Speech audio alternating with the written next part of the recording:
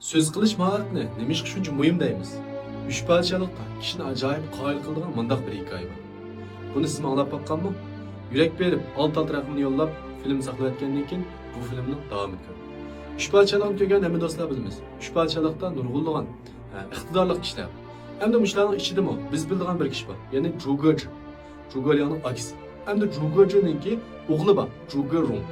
Hamda bular ikkilisi Sunchuanning qo'l ostidagi mushag'ir. Hamda Sunchuan shu Zhuge'ni sinab chiqish uchun uni o'zining o'rnisiga kelib, undan savol so'raydi.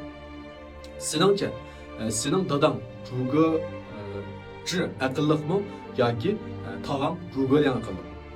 Hamda bu yerga kelgan vaqtda Zhuge'ning nihoyatda qiyin tanlash qilib qoldi. Ya'ni Zhuge'ni yaxshi deydisa yoki aqlliq deydisa, u Sharqo'ninki dushman. Zhuge'ni aqlliq, bilimli deydisa, albatta bu yolg'onchilik bo'lib qoldi. Shuning bilan Zhuge'ning bu yerda nima deydi degan vaqtda, mening tog'am bilim, mahoratda aqlliq bo'lgan bilan pasiban tanlashda mening dadamga yetmaydi. Mening dadam tog'amdek undaq iqtidorli bilim qurilmasi jihatda yuqori bo'lmasmi, ammo u to'g'ri pasiban tanlashni biladi. Shunga sizga agashgan degan gapni qiladi. Shuning bilan bu yerda Sunchuan uning gapidan ta'sirlanib ketib, uningga nurg'un inom berdi. Demak, shu bir qisqagina hikoyamizni nima his qilamiz degan vaqtda so'z qilish mahoratiniki nihoyatda yuqori bir mahorat ekanligini his qilamiz.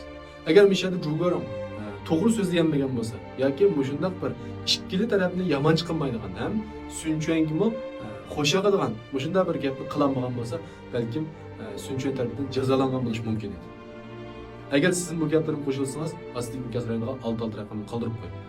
Uch parchalikdagi texnik ko'p so'zlash qobiliyati, kishilik munosabat, igilik tiklash, jondorchilik va korxona boshqarishga oid mazmunlarni, darsliklarni olmoqchi bo'lsangiz, mening undar topimga kirib olsangiz bo'ldi.